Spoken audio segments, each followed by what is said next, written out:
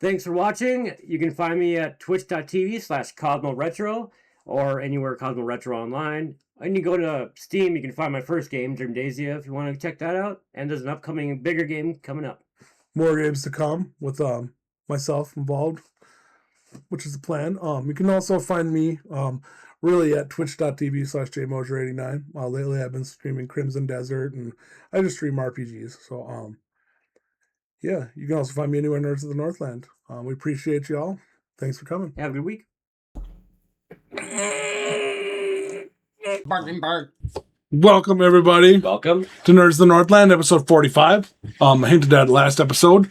Last one, he did the top 10 Final Fantasy heroes. This time, we're going to do our top 10 favorite villains.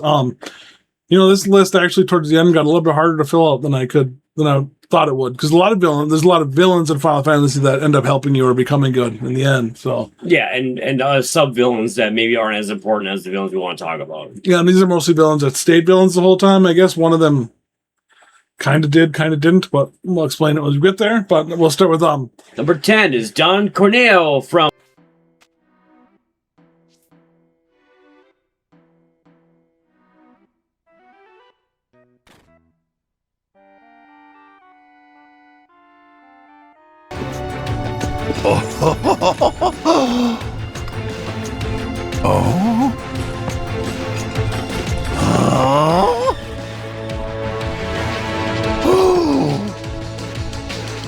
So you're a man, huh? What are you three up to?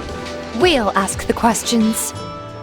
Like, why'd you have men in Sector 7 asking about Avalon? Corneo from Final Fantasy VII, original Rebirth, all of them. So, the one thing I want to say about Dr. Corneo really reminds me of like a really stupid mafia boss. Like, mafia bosses are cool in America when you think about, not cool like in the, okay, you know what I mean? Like, cool as in like their personality. So, like, Don Corneo, not. He's a fool. He's a doofus. But he still like reminds me of like a mafia. And they do really have like a light, like funny joking over how this guy's a trafficker of things that I can't say on YouTube. But not a good dude. Not a good dude. And gets his ass beat by you, yeah. Just so you know. Yes, and also gets threatened to have them chopped off, stomped on, and burnt off. Yep. I don't know. Tifa, Aerith have a lot to say to him, and I love it. Yeah, and you get to dress up. You get to dress Cloud in a nice dress. That's right. Good times. Yep. But I mean, obviously, a very, very big part of pretty much the entire beginning part of the game. I mean, you hear about him a lot, especially in the remake. He plays a much more pivotal role in the remake. I did say Rebirth early on accident. It's remake. Yeah, and then he does come back in Rebirth. So yep. Mainly, just a dang problem the whole time, and a big boss, and he also sends you down to the sewers to fight the boss down there. So he like tries to kill you, and all around bad person. Guess what's coming to him though? Like all of the villains in Final Fantasy. Yep. That brings us to number 9. Ultimecia.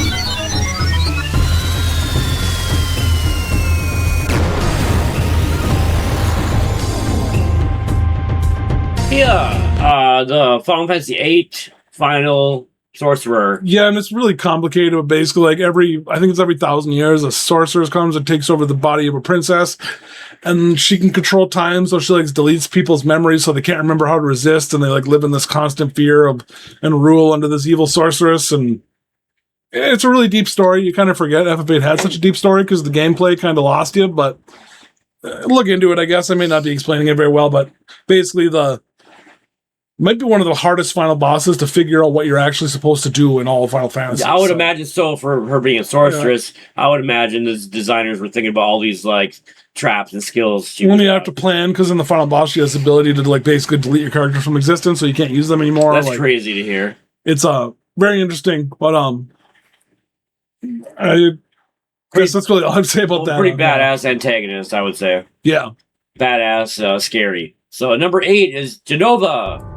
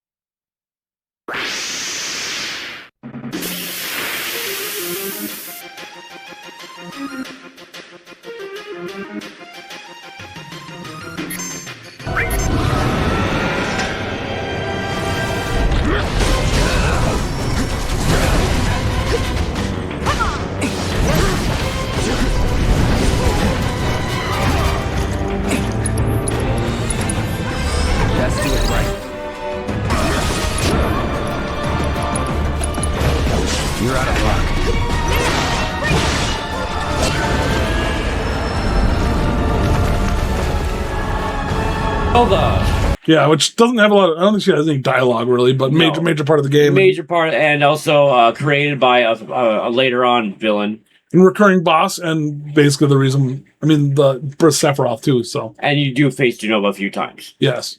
And Jenova was a very big part of the story of Final Fantasy. Can't really spoil it. I mean, her cells are part of everybody, part of Cloud, part of every soldier. But and very important to the main antagonist, Sephiroth too. Yes. As being mother. As you can guess, number 7, we're gonna President Shinra. Quite a few.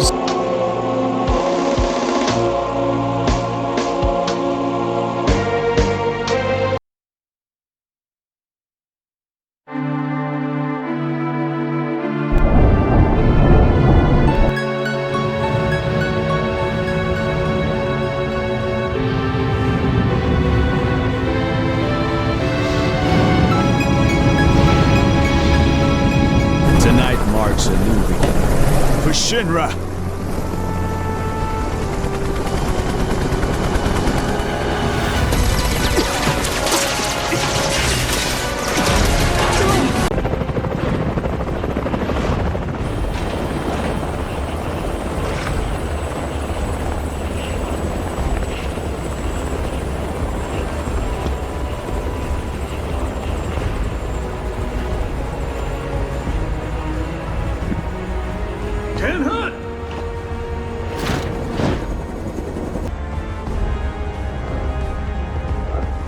Quite a few Final Fantasy VII entrances here, but yeah. But they're all amazing villains. What can we say about? I mean, 7's is the best. Yeah, and in the remake, this is probably one of the hardest bosses in the game. Or no, Rebirth, the hardest boss in the game, especially those stupid dogs. And later the challenges, and you have to fight the dogs like 2 and 1 with Tifa. They're really hard to fight. Mm-hmm. Like, yeah. But this Shinra is just a pain, and president changes, but the main one, we're talking about Rufus, right? No, I mean his son. I'm talking about the one we fight. Yeah, oh, Rufus. Yeah. Rufus is the actual President Shinra at the beginning, but then he dies and his son takes over and Rufus is the son, right? Or no? Yeah, that's what we're talking about. I'm talking about Rufus. I'm talking about. Well, what's the father's name? That was. Are they both Rufus? I don't know. Maybe they are. But anyway, yeah. The President Shinra I'm talking about is one in the lab coat who you fight. Yeah. Yeah, or like trench coat. Yeah. And schemes and Remake and Rebirth, there's a lot of scenes with him like scheming the next thing to try to. You know what? They're watching actually the party. Go watch them. He's scheming. I like that word. Yes. Especially you can see it in Rebirth of the whole Junon section. You see a lot of that. Right. That's such a good game. They really did such an amazing job. Number 6 is Seymour. Certainly you knew of these things, did you not? Well then, why have you come here? I came to stop you.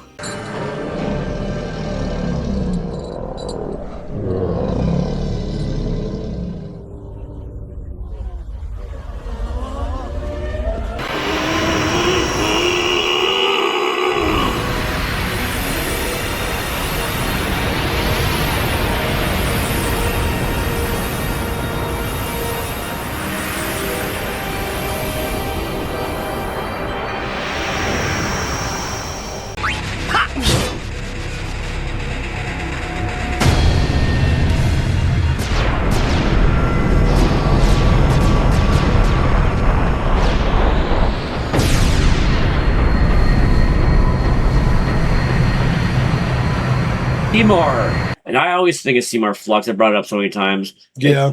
But there's so many versions of Seymour you fight. And at the very beginning, when you see Seymour, you think, oh, there's something like he's a maester. He's a good guy. Yeah. Well, he's on our team. He looks like he could be a bad guy, but he acts nice, and you think he's a good guy, right? You're like, what the heck? But then eventually, he talks like he is way too into children.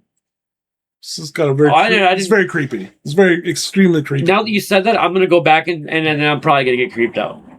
I know it's YouTube, so we're censored, even though it's not supposed to be. But he's a PDF file. Oh, gross.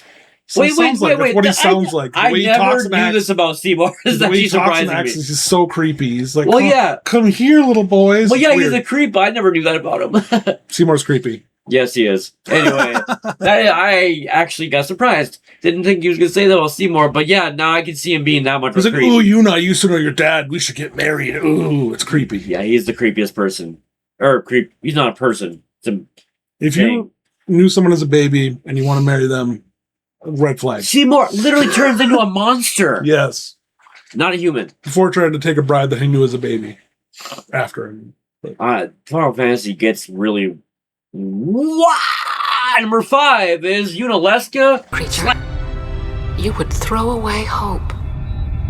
Well, I will free you before you can drown in your sorrow.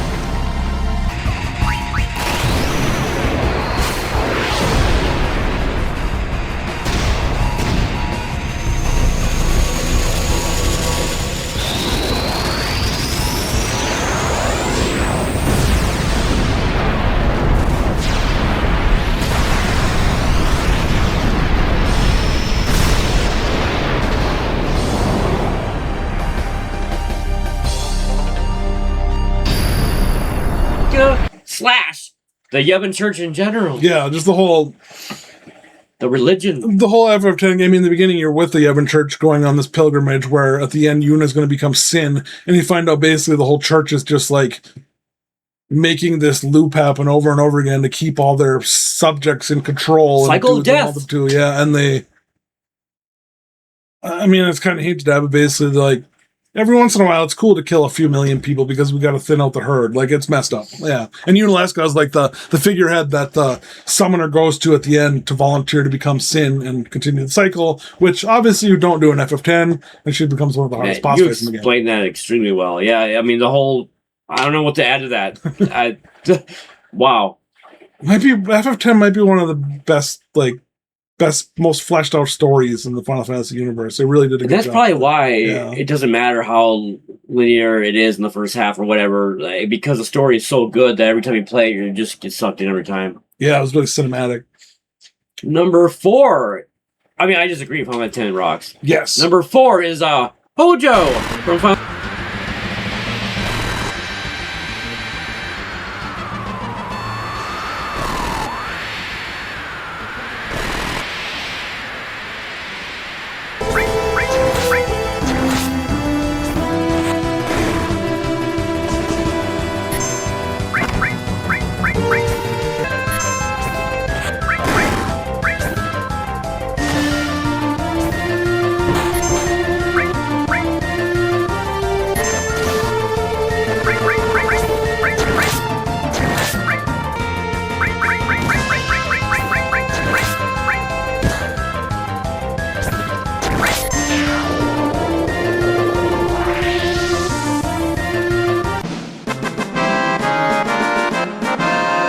Professor Hojo.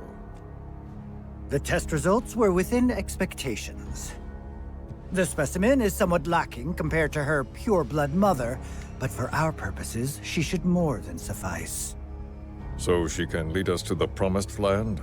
Well, Mr. President, that remains to be seen.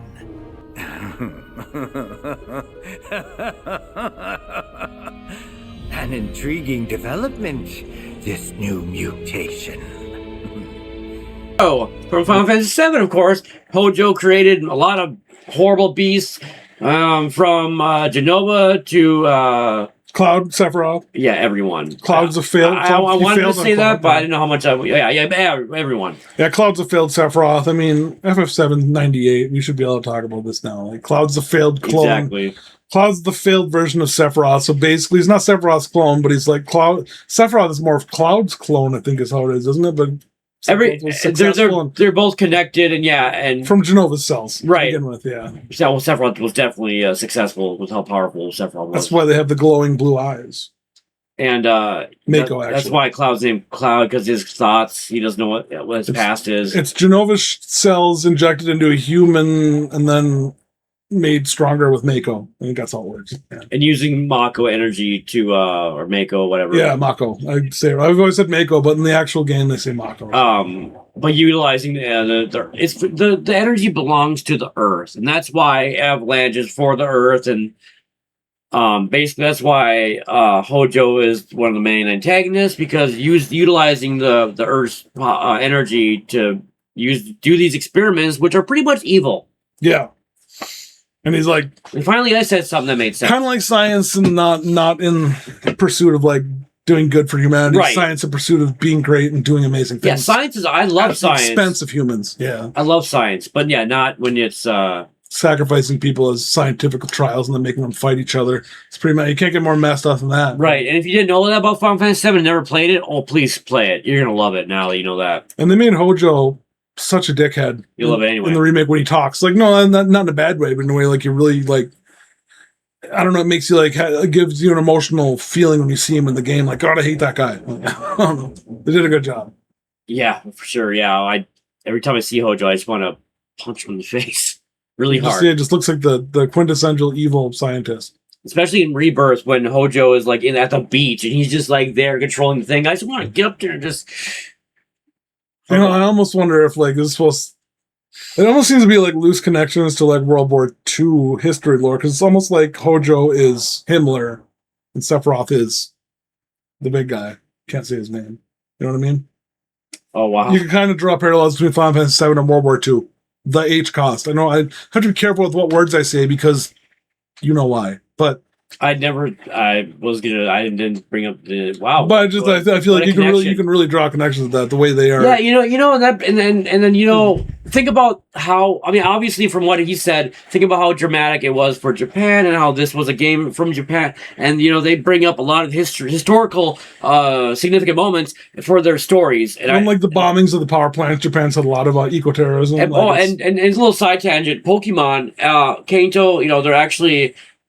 A lot of the islands, it was made from Japan's. Oh wait, is that what I was gonna say about Pokemon? Ah, crap, I forget. There's a lot. I mean, maybe there's a lot of influence from Japan. I mean, World War II was part of Japan's history too. I was gonna say that Japan uses a lot of historical influences, and like we all do in anything in art. But yeah, just go with what he said. I'm just trying to add to it. It's a lot of parallels you can draw, but yeah, great story nonetheless. But move on to number 3. Number 3 is Seifer. Yeah,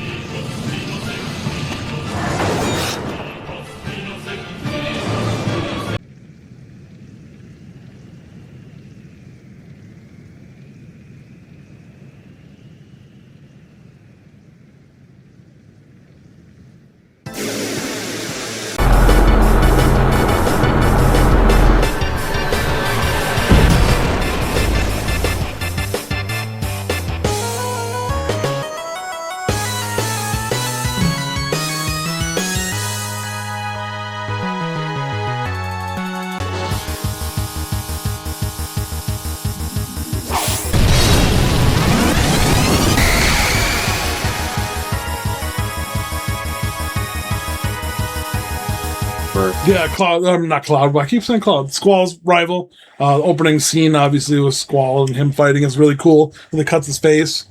And eventually he... And the guard to the sorceress.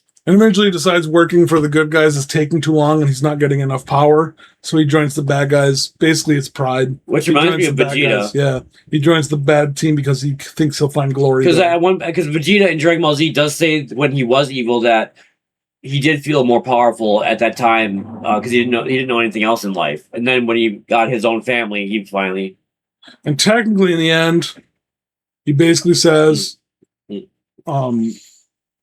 I surrender, it's over, you win, blah, blah, I'm glad, you need to do the right thing, we'll have one final duel, and that's the final fight with Seifer, and then he dies. But in the end, he does kind of become kind of good, where he's basically realizes, like, we're not fighting because we hate each other, we're fighting for honor. Yeah. Because he knows he lost. So, which is another historical. So I guess he's a bad guy who kind of quits in the end. Yeah. But you make him quit. Well said again. Heck yeah. You should be a Final Fantasy. You know, when I was at UWS 15 years ago, only for a few years, I worked I was a Final Fantasy examiner for like this online thing I got paid only a little bit for. And so I wrote articles about Final Fantasy. And I just thought about it, if you did that, you'd be so good at it. Probably could do that. On certain ones, I guess. Ones I know more about. You guys want to see like a side video series with, I could help too, but mainly with him comparing Final Fantasy to World War II. If you want that. Number 2 is Kefka.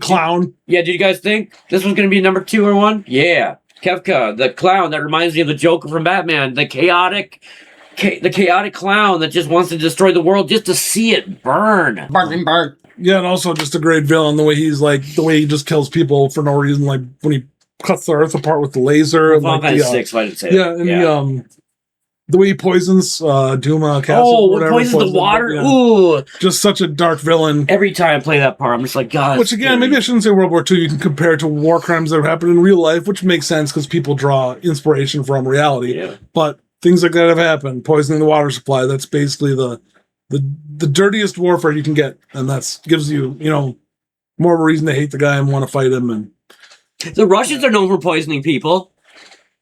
I had to be like Joe there and just say something just say something out there. But it's true. Look it up. KGB poison, yeah. We all know that. Everyone knows that, up until, FF6, that's one of the coolest final bosses in the series with the multiple tiered tower and the multiple nothing against forms of Kefka. Sorry. Nothing against my Russian friends because I get 5 people bought my Dreamnasia. Thank you. I don't know why that's funny to me. Okay. Number 1 is Sephiroth. Sorry.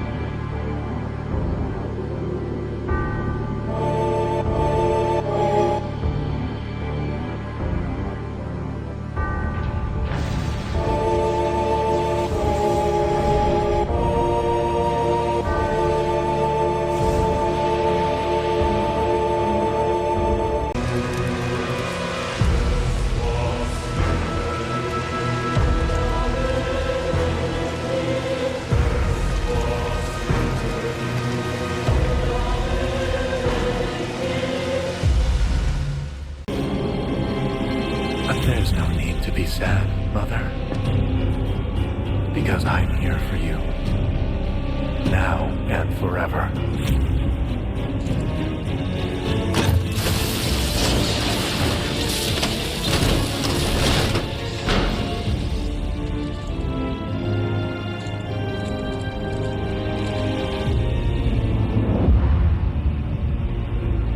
Sorry.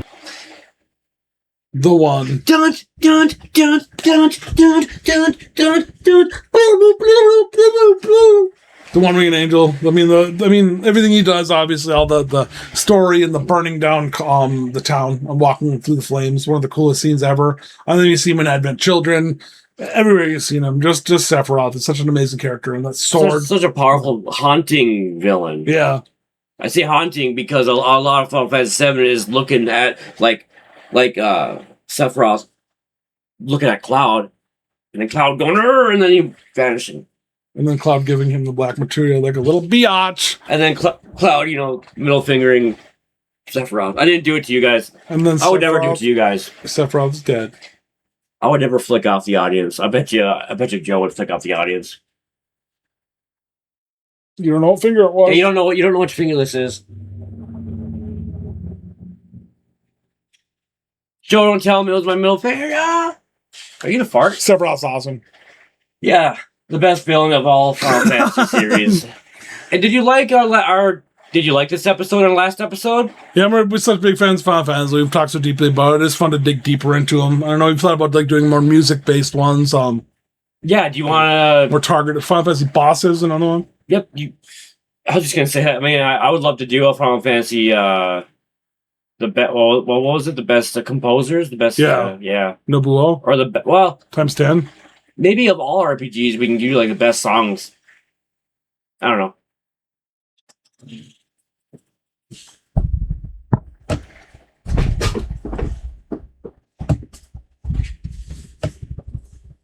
Next week, I'm going to compare.